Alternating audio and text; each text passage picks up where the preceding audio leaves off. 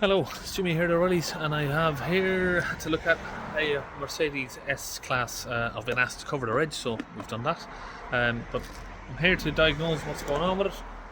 It's been in and out of the garage numerous times, but each time it comes out, the next day the light comes back on. So we're going to see what's going on. I know it's had numerous parts fitted to it, sensors and all sorts, but it's not been resolved, and obviously the customer's given up, so he's called me out here to have a look.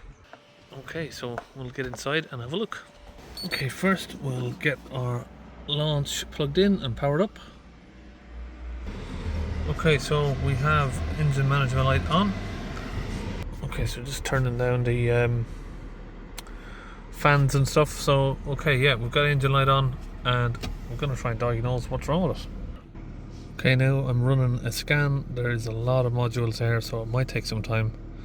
I mean, we can go straight to the CDI unit, but while we're here, we'll always do a full scan of the car just to make sure there's nothing that we're missing out. So we've got a fault there in the engine. We can't check that yet until this is finished scanning.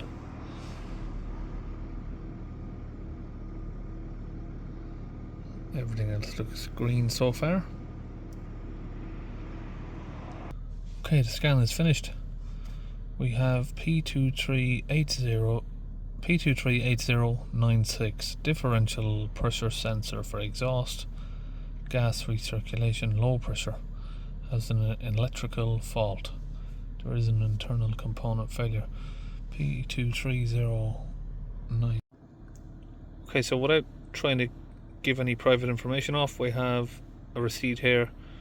P2380-96 pressure difference in the DPF. So the pressure sensor for the DPF was replaced. Now, scan finished, we have our code here, which is P2380-96, the same fault code, but we've got differential pressure sensor, but not for the DPF. This is for the low pressure EGR. So I think, by the looks of that, they've replaced the wrong sensor. Now, I know two different sensors have been replaced because it's been back a couple of times, so they said, oh, we'll change this other one. Now that it's come back again, so the garage's answer for this was, oh, bring it back in, maybe the sensor we fitted is faulty, and we'll swap the sensor under warranty, we'll get it swapped and put a new sensor on again and see how that goes.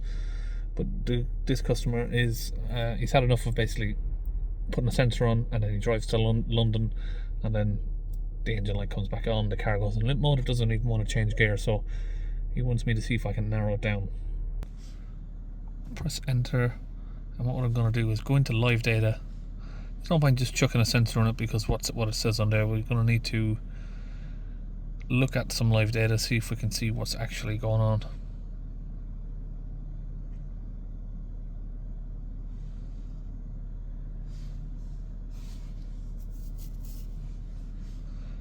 We have data stream,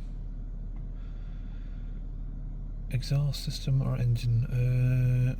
I'm going to try exhaust system. Yeah, exhaust recirculation, that's what we're looking for. Okay, now we need... Well, we're going to just click a few of these. No, not that. Low pressure exhaust gas recirculation differential pressure sensor, that's going to be the one I'm looking at. We'll click a couple of other ones. Temperature sensor upstream of the DPF. We don't have a lot in there, so we'll just look at that. Okay, low pressure, we have 0.477. Let's give it a rev. No movement. Where's the on and off engine button? Over here. So we're gonna turn the engine off. Ignition on. Okay, so there's no change in that. Okay, so apparently the DPF pressure sensor was changed. It doesn't look like it. It's got dust on it. Maybe they put it back. I know it's been in and out a few times. That has definitely been changed. That's brand new. That's the exhaust back pressure sensor. Now it looks to me that the low pressure EGR sensor is right here. So I'm going to take this off and have a look at it. It doesn't look like that's ever been touched, because as you can see there is, again, there's dust on it. Let me see if I can get that to focus.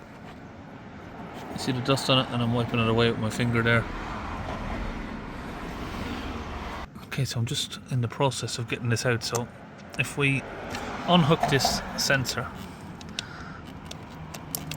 right, now I'm going to go back. Oh, hang on a minute.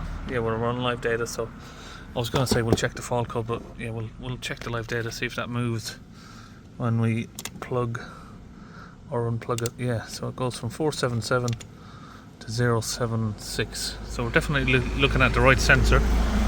That just narrows that down, so we don't have to waste money on parts swapping the wrong sensor. This is generally the same sort of sensor that you get on the DPF. VW have got these, and Mercedes, and usually the sensor from there to there is generally the same, but it might be different. But it's a Denso sensor. Yeah, I've got loads of these in the van. Now, like I said, I can definitely tell by looking at that, it's never been touched. No one's had that off, so they haven't tried to replace that yet. I was told they have. They've already replaced it. I said to the customer it's the low pressure EGR. He said he's just contacted his garage. They said yep, they have already changed that.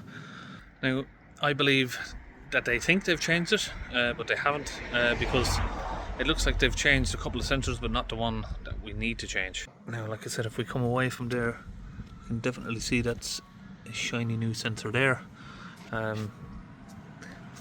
He's got a receipt to say that that's been changed, but I don't know. Maybe it has it, but it doesn't look like it. So I'm just going to use these pliers to open those clips, just like that. If we can get that to focus. So these little clips here, these pliers are specifically designed for them clips. Okay, got that out. Denso sensor. So like I said, I've got loads of these in the van, so we'll get a new one out and match it up. Now it might have different numbers on it, but it should be the same. It's got slightly different numbers, could be an updated number on it, but 0015, 0015, and just make sure the pins look the same.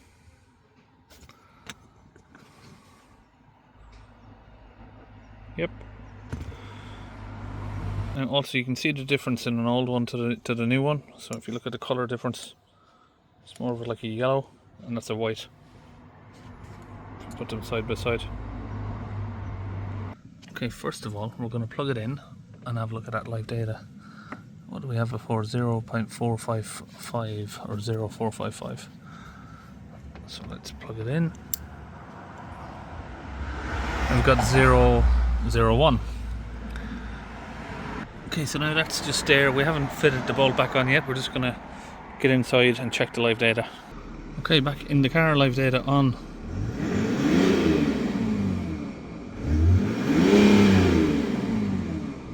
We can see that that's giving us movement. Now, there isn't a lot of pressure in that. It is just a low pressure EGR. But yeah, we can see it's moving. We've got a sensor working there.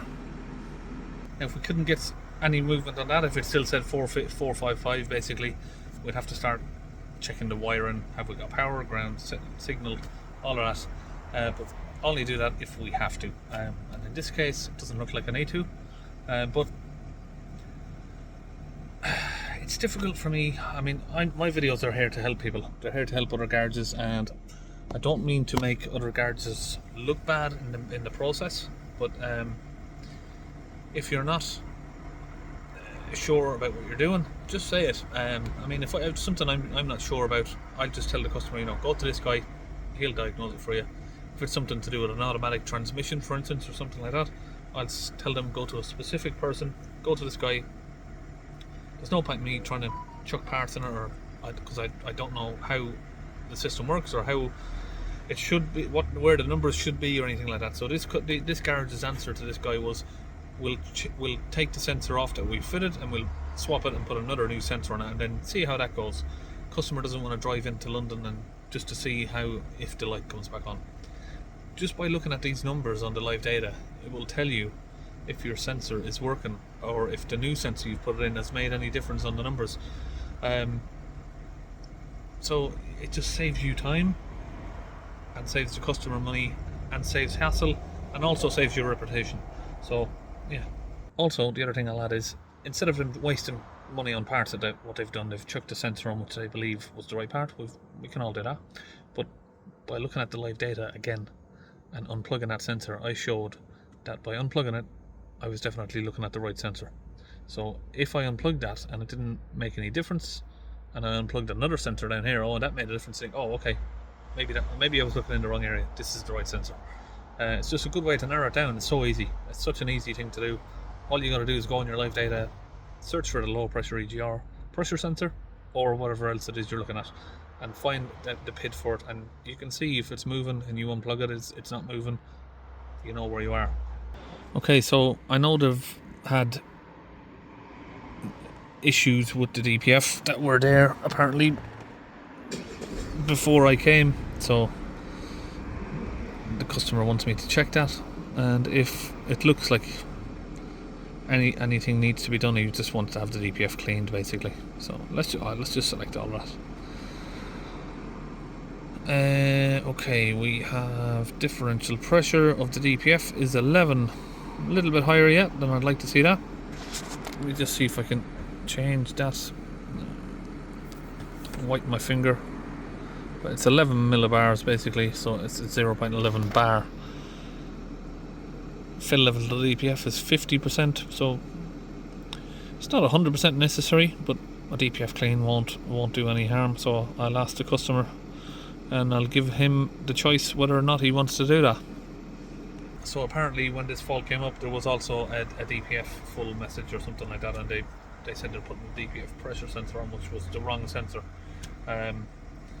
Right, so we'll see if the customer wants to clean the DPF. I think we've got to the bottom of the fault finding here. Maybe I'll clean the DPF, we'll see how it goes. Now we just confirm that the fault code has cleared by going in and doing a read of that. And obviously now we've got a full green bill of health here.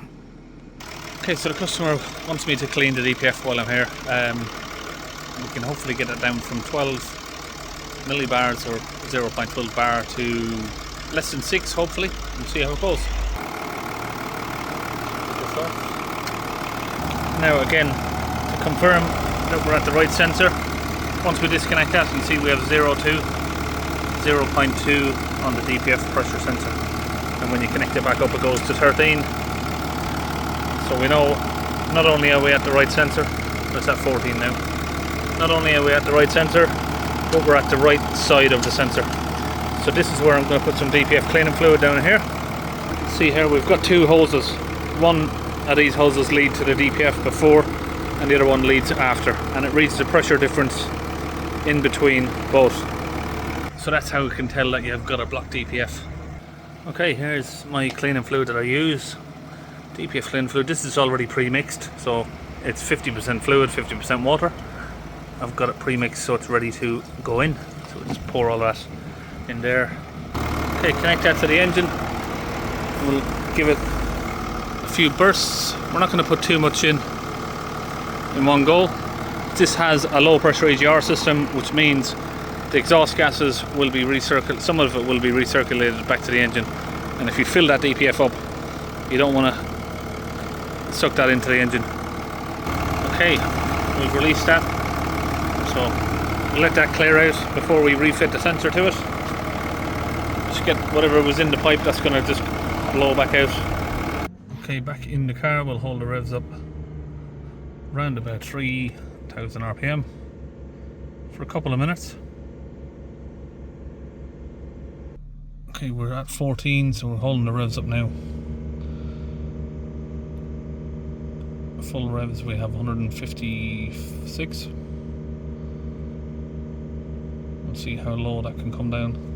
149. I'm trying to change it over to millibars, but it's just not pressing. But it's, yeah, it's 143 now.